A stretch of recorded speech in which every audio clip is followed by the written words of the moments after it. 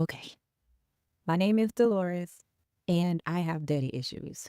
There, I said it out loud and on purpose. Okay. And y'all, for a long time, I would have rather swallow those words than to say that out loud. Because daddy issues gets thrown around like it's an insult, not like it's a wound. But that's exactly what it is. But it gets used to clown women. But when I say I have daddy issues, here's what I really mean. I mean that my relationship with my father shaped how I see myself. That my relationship with my father shaped what I tolerate. It shaped who I choose. It shaped how I feel in my own skin. I thought I'm being too sensitive, too needy, too guarded.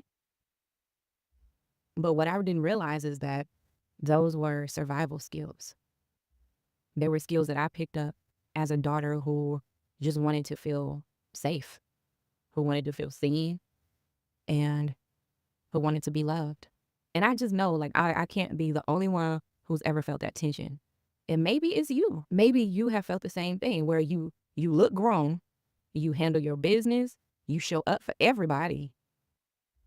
But inside there's still this little girl who never got what she needed from her father. See, I think that we have a tendency to call that baggage, right? Oh, that's just baggage. We shrug our shoulders, we move on. I'm not doing that anymore, y'all. This series is me refusing to stay silent about it. But I think what gets confused is what daddy issues really means. See, when I use the phrase daddy issues, I'm not talking about a joke. I'm talking about a father who was absent, distracted, controlling, unsafe. I'm talking about a daughter who grew up around that. The patterns that show up later in dating, marriage, family, work, faith, everything. For some of us, dad was physically gone. For others of us, he was in the house, but he wasn't in our hearts. For some of us, he was a pastor, a leader, a hero in public, but the source of absolute confusion and pain in private. That's what I'm talking about in this series. But here's why the confession matters. Me saying, my name is Delores, right here, and I have daddy issues, actually both hands, child, okay? But that does three powerful things. First off, it frees me, and it can free you from shame. See, shame is what keeps you quiet. Shame tells you that you're the problem. But the confession says, something happened to me. It affected me, and I'm allowed to talk about it. Second, it gave me focus. Because once you name it, you can start to see where it shows up in your life. It shows up in your fear of being abandoned, in your need to perform for love, in your struggle to trust men or authority. And it shows up in your anger, the anger that you were told to bury, but it only gets buried inside you.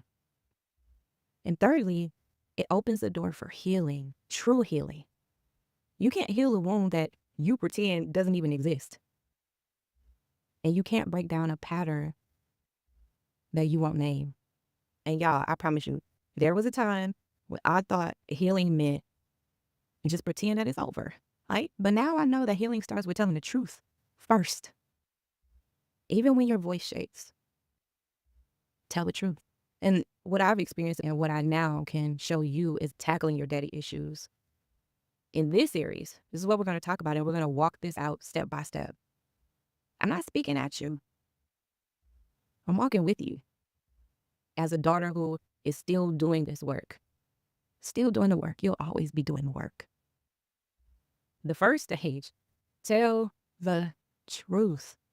Tell the truth about your story. Like, it starts with you just being honest. What did you actually live through with your father? What did you need that you didn't get? What did you see, hear, and feel that you were never allowed to say out loud? I felt guilty, y'all. I felt guilty for even thinking that my father hurt me, let alone acknowledging the fact. But just even thinking of it made me feel guilty. The narrative was, he's a man of God. He did his best. Honor your father, respect your father. Meanwhile, my inner world was collapsing. And I'm just wondering, what other daughters out there have felt disloyal just for admitting that their dad failed them? That he failed you in some areas. But in this space, sis, you got permission to tell the truth without editing to protect anybody's image. Stage 2 is connecting the dots.